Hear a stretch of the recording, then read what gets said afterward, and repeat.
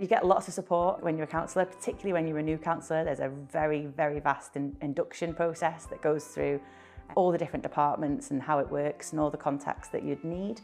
You have support all the time, so throughout the year through our member services to help you point you in the right direction for if you need certain officers or if you need anything specific. You have the IT team on hand all the time. You get laptops, iPads, phones if you want them.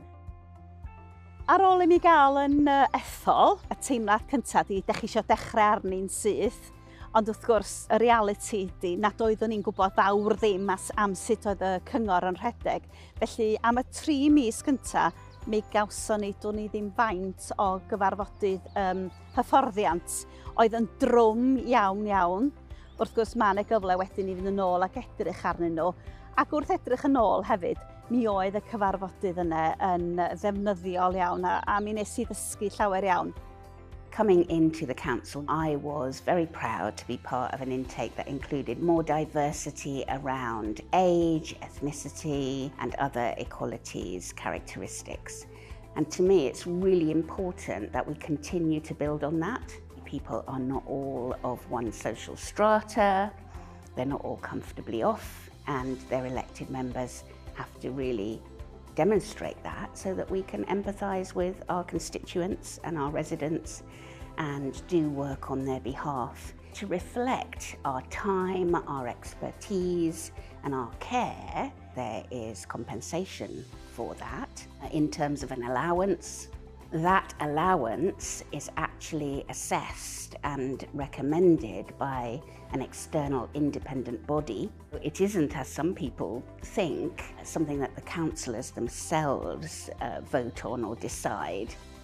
So claiming childcare, I think people have been reluctant to do that because of what people think out there, but the reality was when I became a councillor I had a baby, and in order to be able to come to work I used the provision of childcare. I think I used to do a day a week, so having the opportunity to pay for that meant that I was able to be a councillor, whereas we're all aware of how expensive childcare costs are, so having that there I think is really positive, and I would encourage any young mum or someone who's caring for an older person to take up that opportunity.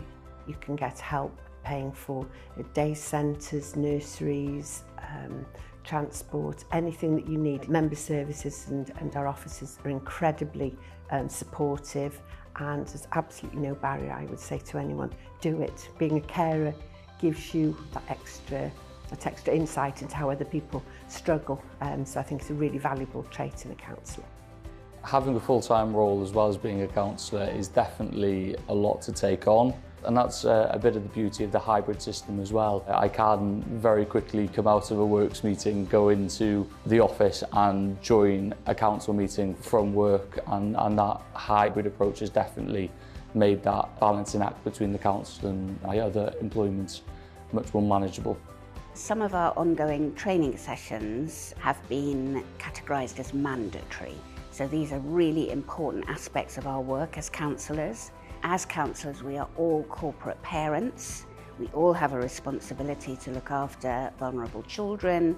So I was delighted that the safeguarding sessions have been made mandatory. There has also been training on the change in equalities laws, the launch of the All Wales Anti-Racist Plan. There are other things that are transferable skills that you take into your everyday life as a result of going through that education process, really, that is provided by the council for the councillors.